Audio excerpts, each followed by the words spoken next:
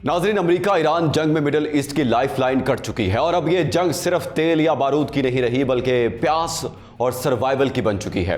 नाजरीन, जो मनाजिर इस वक्त आपकी स्क्रीन पर हैं, ये सिर्फ तबाही की दास्तान नहीं बल्कि अमेरिका और ईरान की उस जंग का नुक्ता अरूज है जिसने पूरे खित्ते को तबाही के दहाने पर ला खड़ा किया है। ईरान ने अमेरिकी हमलों के जवाब में वो खतरनाक गेम शुरू कर दी है जिसका डर पूरा वर्ल्ड ऑर्डर बर्दाश्त कर रहा था। कुवैत के 98% पीने के पानी की सप्लाई तबाह, 2 अमेरिकी तेल के टैंकर्स आबदा हुर्मुज़ में गर्क, पेंटागन में 100 से ज्यादा अमेरिकी फौजियों की हलाकत का इतराफ, और दूसरी तरफ अमेरिका के रिजर्व तेल के ज़खायर 43 साल की कम तरीन सतह पर आ चुके हैं। क्या मिडल ईस्ट से अमेरिकी सूरज गरूब होने वाला है या फिर अब एक ऐसी तबाहकुन एटमी और आलमी इमरजेंसी लगने वाली है जहां ना किसी को पानी मिलेगा और ना सस्ता तेल? इस व्लॉग में अमेरिका ईरान जंग का तेजी से बदलता मंजरनामा आपके साथ शेयर करेंगे। आप देख रहे हैं 92 न्यूज़ व्लॉग्स और मैं हूं मोहम्मद इसहाक।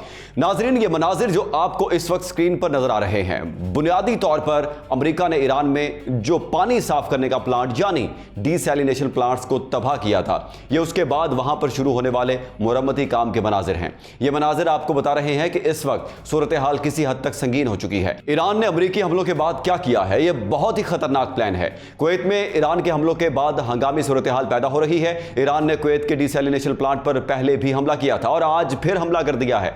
इसके साथ वहां के बिजली घरों को भी उड़ा दिया है। अब हो ये रहा है, वहां पर मोबाइल पावर जनरेटर्स मुख्तलिफ इलाकों में भेजे जा रहे हैं ताकि वहां बिजली पैदा की जा सके। ये जो सूरत हाल पैदा हुई है ये इस वक्त काफी ज्यादा खतरनाक हो चुकी है। एक तरफ अमेरिका के पास हंगामी इस्तेमाल के लिए सिर्फ चंद दिनों का तेल बाकी रह गया है, उनके ज़खायर बहुत कम पड़ गए हैं। बाकी जो सहूलियात हैं वो तो उन्हें मिल रही हैं कि वो प्रोडक्शन कर रहे हैं और तेल आ रहा है, लेकिन जो हंगामी सूरत हाल के लिए रखा हुआ तेल है वो इस वक्त 43 साल की कम तरीन सतह पर पहुंच गया है और अमेरिका के लिए बहुत ज्यादा तबाहकुन सूरत हाल है। नाजरीन, अब असल मसला यहां पर पैदा हुआ है कि कुवैत ने इस वक्त टारगेट्स फेस करना शुरू किए हैं, वो बहुत ज्यादा तबाहकुन है। ये जो मनाजिर आपकी स्क्रीन पर आ रहे हैं, 2 ऑयल टैंकर्स आबदा हुर्मुज़ से गुजर रहे थे, उन्होंने ईरान की वार्निंग को इग्नोर किया और ईरान ने उन्हें तबाह कर दिया। अब जो कुछ कुवैत के अंदर हो रहा है यह बुनियादी तौर पर बहुत ज्यादा खतरनाक है। कुवैत का तकरीबन 98% के करीब पीने का ताजा पानी यही डीसैलिनेशन प्लांट्स फराहम करते हैं। वो इसके अलावा पानी इस्तेमाल नहीं करते और उनके पास कोई दूसरी सहूलियात मौजूद नहीं है।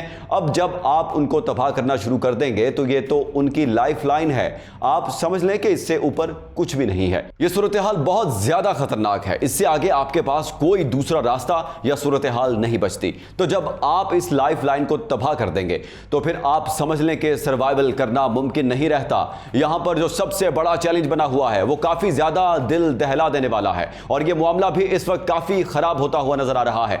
नाजरीन, अमेरिका के लिए यह तो बात बड़ी ही अजीबो गरीब है और अमेरिका एक बहुत ही चैलेंजिंग सूरत हाल में फंसा है क्योंकि अब उसके इत्तेहादी मुसलसल उनसे यह कह रहे हैं कि आपने हमें मरवा दिया है। अब कुवैत में कई जगहों पर हंगामी सूरत हाल पैदा हो रही है। अमेरिकी हमलों के बाद ईरान ने साफ कह दिया है कि हम हमलों से पीछे नहीं हटेंगे।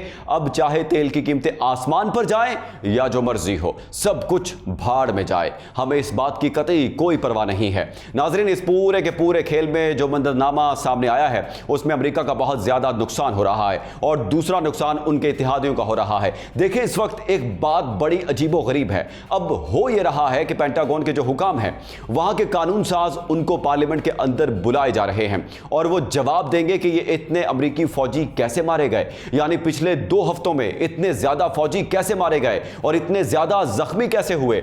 उन्होंने 100 फौजियों की तादाद का एतराफ कर लिया है। तो आप सोचें, अगर उन्होंने 100 का एतराफ किया है, चाहे वो जख्मी हो या कुछ और, तो फिर बाकी कितने ज्यादा होंगे जिनका एतराफ वो अभी तक नहीं कर पा रहे हैं।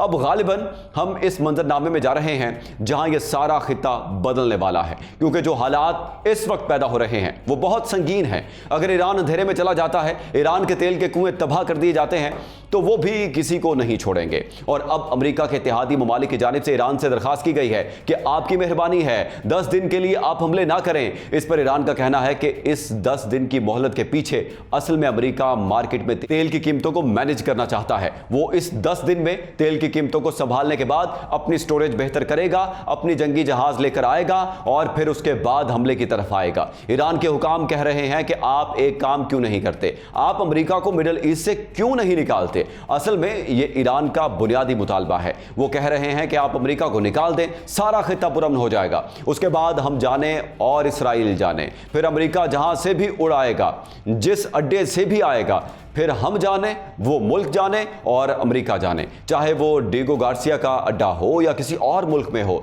जहां से भी वो आएगा फिर उसका मुकाबला करेंगे। वो हमारा काम है, आप फिर बीच में से हट जाएं। लेकिन अगर आप इस सूरत हाल में अमेरिका को अड्डे फराहम करते रहेंगे और ऐसी सूरत हाल पैदा होती रहेगी तो फिर हमारे लिए बहुत मुश्किल हो जाएगा कि हम इस तबाही को देखते रहें और खामोश रहें। ईरानी हुकाम ने कहा कि फिर ऐसा नहीं होगा, यह बहुत ही ज्यादा खतरनाक सूरत हाल पैदा हो जाएगी जो आपके लिए भी खतरनाक है और हमारे लिए भी खतरनाक है। नाजरीन, तमाम ममालिक इस वक्त फंस चुके हैं। अमेरिका को आप ये तो नहीं कह सकते कि आप अपने अड्डे उठाएं और यहां से निकल जाएं, ये ऐसा तो नहीं होने वाला। आप सोचें, वो इराक से अभी तक पूरी तरह नहीं निकल पाए। अमेरिका को अगर मिसाल के तौर पर निकालना भी हो तो आपको कम अज कम 2-3 साल पहले उसको नोटिस देना पड़ता है। वो आसानी से नहीं निकलता और अमेरिका ऐसा पागलपन कभी भी नहीं करेगा जो चुपचाप जिल्लत के साथ मिडिल ईस्ट से चला जाए। दुनिया में उसकी कितनी बेइज्जती होगी कि ईरान के हमलों की वजह से सुपर पावर ने अड्डे खाली कर दिए। नाजरीन, जंग शुरू होने से पहले इन सारे अरब ममालिक ने कहा था कि हमने अमेरिका को मना कर दिया कि हमारे अड्डे ईरान के खिलाफ इस्तेमाल ना किए जाए, लेकिन ईरान बार बार यही कहता रहा कि उन्हीं अड्डों से अटैक हो रहा है और स्टेल्थ तैयारे आकर हम पर हमला कर रहे हैं। तो क्या अमेरिका किसी की सुनेगा? अमेरिका उन मुल्कों में से नहीं है जो किसी की बात सुने। ये वो लोग या वो मुल्क नहीं है जो दुनिया की बातें सुने और कहें कि अच्छा ठीक है, जो आपने कहा वही होगा। अमेरिका अपनी मर्जी करता है, जो उसे अपने लिए बेहतर लगता है वो वही काम करता है। वो दुनिया में किसी की बात सुनने को तैयार था, वो दुनिया में किसी की बात सुनने को तैयार है और ना पहले था, ना आज है और ना मुस्तकबिल में कभी होगा।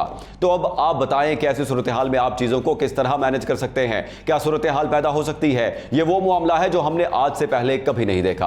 अमेरिका के लिए वाकई एक बड़ी अजीबो गरीब दास्तान और मामला है। अब एक एक करके अमेरिका के सारे मामला खराब होते जा रहे हैं। अब सवाल यहां पर यह पैदा होता है कि ईरान ने तो यहां रुकना नहीं है। इसका मतलब है कि पानी खत्म होने वाला है और पूरी दुनिया के अंदर हंगामी इमरजेंसी डिक्लेयर होने वाली है। इसका मतलब है कि ईरान के कई शहरों में भी वाटर प्लांट्स, तेल की तंसीबात और पुलों को मिसाइलों से उड़ाने की तैयारी की जा रही है। अगर ईरान में भी यह सब हो रहा है तो बस आप यह समझ लें कि फिर इस सारी सूरत हाल में कोई भी मामला बचता हुआ नजर नहीं आएगा। और अमेरिका के लिए यह वाकई एक चैलेंजिंग सूरत हाल हो सकती है, क्योंकि अगर ईरान के साथ यह मामला हो गया तो फिर बाकी जगहों पर भी यही होगा और हर मिडिल ईस्ट के अंदर पानी की शदीद किल्लत हो जाएगी। तो नाजरीन, फैसला हो चुका है, अमेरिका मिडिल ईस्ट से निकलने को तैयार नहीं और ईरान रुकने को तैयार नहीं। अगर अरब ममालिक के पानी के प्लांट्स तबाह हो रहे हैं और दूसरी तरफ ईरान के शहरों में बिजली और तेल की तंसीबात पर हमलों की तैयारी है, तो याद रखें यह सिर्फ मिडिल ईस्ट का बहरान नहीं है, इसकी आग पूरी दुनिया तक पहुंचने वाली है। अगर ईरान पर अंधेरा छाया तो वो पूरे मिडिल ईस्ट को साथ लेकर डूबेगा। आपके ख्याल में क्या अरब ममालिक अमेरिका को अपने अड्डों से निकाल पाएंगे या मशरिक़ वुस्ता एक ऐसी प्यास और तबाही का शिकार होगा जो तारीख ने पहले कभी नहीं देखी? आपकी अमेरिका ईरान की बढ़ती कशीदगी के बारे में क्या राय है? कमेंट सेक्शन में जरूर बताएं। मुझे दे इजाजत, अल्लाह हाफिज।